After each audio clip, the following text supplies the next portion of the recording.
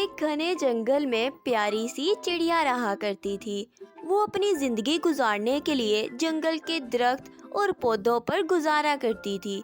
पर कुछ दिनों से उसे खाना ढूंढने में ज्यादा मेहनत नहीं करनी पड़ती थी। जंगल से गुजरने वाले रास्ते पर उसे बाजरा चावल एक जगह ही मिल जाता था।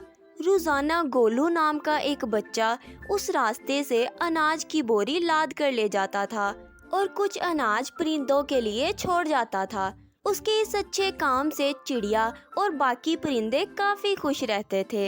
ये सिलसिला काफी दिन तक चलता ही रहा। पर एक दिन जब चिड़िया दाना चुगने वहां पहुंची तो उसने देखा कि गोलू वहां के दरख्त और पौधों को नुकसान पहुंचा रहा था। वो काफी गुस्से में लग रहा था। वो अपने रोज के रवैये के बिल्कुल उल्ट लग रहा था।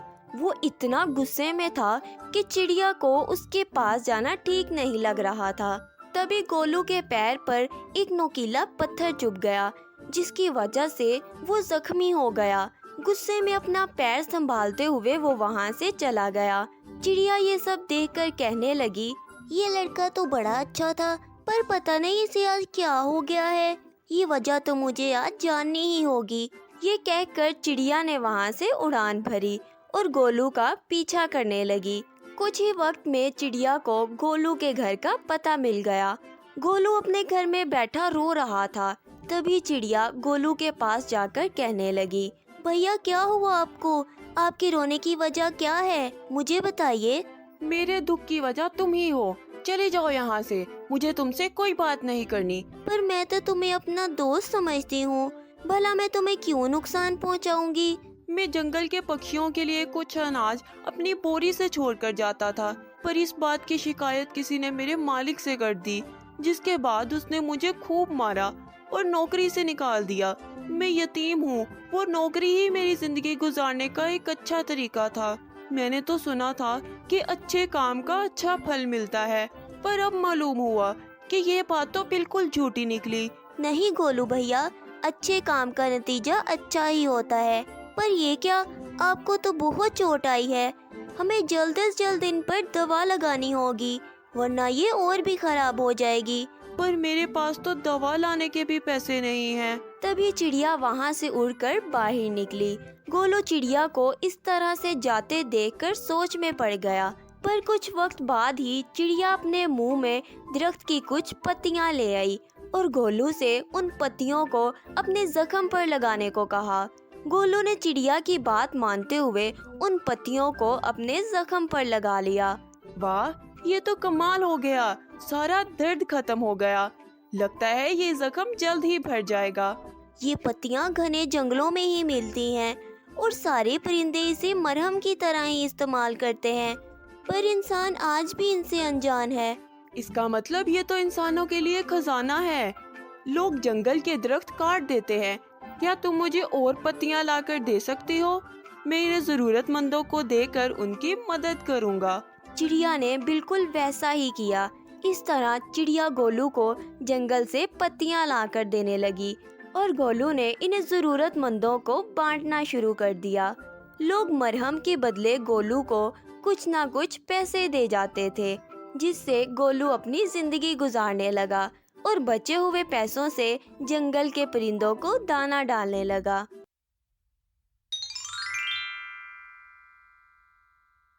एक गांव में लल्लू नाम का आदमी रहता था। उसके पास एक गाय और एक भैंस थी। लल्लू जब चारा लेकर निकला तो उसने भैंस को ज्यादा और बूढ़ी गाय को कम चारा डाला। वो भैंस से बहुत खुश था क्योंकि वो जवान थी और भैंस ज्यादा दूध देती थी, जबकि गाय बूढ़ी होने की वजह से कम दूध देने लगी थी। लल्लू के छोटे बेटे ने गाय के बछड़े का बंधन खोल दिया था। वो अपनी माँ के पास जाकर दूध पीने लगा। लल्लू ने मुड़कर देखा तो वो जोर से चिल्लाया, अरे ये बछड़े को किसने छोड़ दिया? गाय कई दिन बाद दूध देती है, बछड़ा ही दूध पी जाएगा तो हमारे हाथ क्या आएगा? अरे अब्बा, बछड़ा बच्चा है और गाय उसकी माँ है। माँ का दूध बच्चे के लिए ही तो होता है। देखो अपना बछड़ा कितना कमजोर हो गया है। दूध पिएगा तो तगड़ा हो जाएगा, मेरे साथ कूद कूद कर खेलेगा। अरे सोनी, तू तो पूरी पागल है। गाय को चारा मैं खिलाता हूँ तो दूध भी मुझे ही मिलना चाहिए। बछड़े को थोड़ा सा दूध पिलाया जाता है।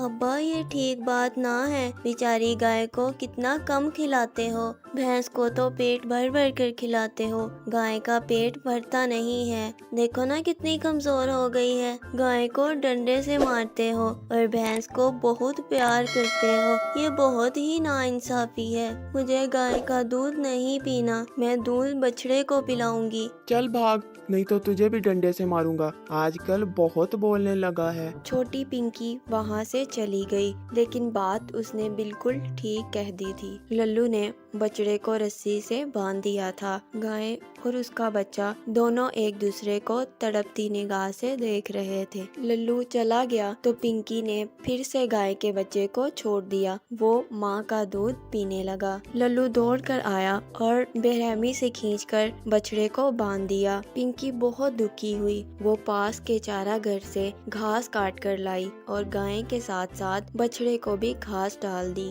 मेरी प्यारी गाय, खा लो। मैं जानती हूँ तुम्हें बहुत भूख लगी है। बछड़े राजा, तुम भी खा लो, खाकर अपनी भूख मिटाओ। गाय बड़े प्यार से पिंकी को देख रही थी। एक छोटी सी बच्ची ने गाय का दिल जीत लिया था। उसके भोलेपन में प्यार ही प्यार था। जब लल्लू ने पिंकी को गाय का दूध पीने को दिया तो पिंकी ने इनकार कर दिया। उसे ऐसा लगा कि कमजोर बछड़े के हिस्से का दूध उसके सामने आ गया है। उसने बड़े ध्यान से बछड़े को देखा तो वो उसे भूखा दिखाई दिया। पिंकी ने कुछ सोचकर वो दूध ले लिया। कुछ देर बाद वही दूध अब्बा से छीनकर बछड़े को पिलाने लगी तो उसे बड़ा अच्छा महसूस हुआ। गाय भी बड़ी खुशी से पिंकी को देख रही थी। एक दिन गाय का बछड़ा बीमार हो गया तो लल्लू ने उसे एक तरफ कर दिया। उसे कोई दवा नहीं पिलाई। बछड़ा बहुत कमजोर हो गया। पिंकी से उसकी ये हालत देखी नहीं जा रही थी। बछड़े का इलाज करा दो अब्बा,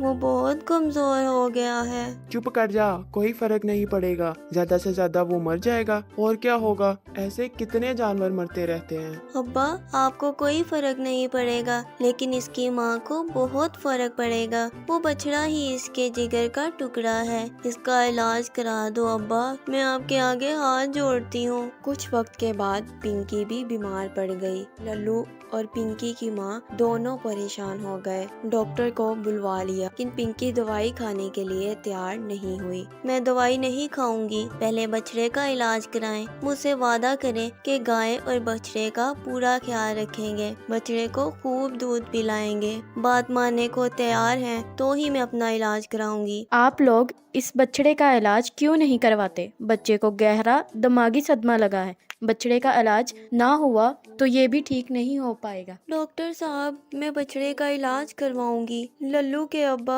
आप डॉक्टर को बुलवा लीजिए। मेरी पिंकी को कोई तकलीफ नहीं होनी चाहिए। अम्मा, यही बात तो बछड़े की माँ भी सोचती होगी। पिंकी, मैं तुम्हारी सारी बात मानने को तैयार हूँ। परेशान होना छोड़ दो, इलाज करा लो। जानवरों के डॉक्टर आ गए और बछड़े का इलाज शुरू हो गया। बछड़े ने भी दवाई खाई और पिंकी ने भी दवाई खा ली। उसके चेहरे पर मुस्कान आ गई। ऐसे ही दिन गुजरते गए। पिंकी और बछड़ा दोनों ठीक हो गए। लल्लू समझ गया कि गाय और बछड़े में पिंकी की जान बसती है। उसने गाय और भैंस में फर्क करना बंद कर दिया। उस दिन से ही लल्लू गाय और बछड़े का बहुत अच्छे से ख्याल रखने लगा। भैंस और गाय को बराबर चारा मिलने लगा। बछड़े को भी अच्छे तरीके से दूध मिलने लगा। अब तो वो अच्छा भला तगड़ा हो गया था। पिंकी और बछड़े की जोड़ी देखते ही बनती थी। दोनों साथ साथ खूब खेलते थे।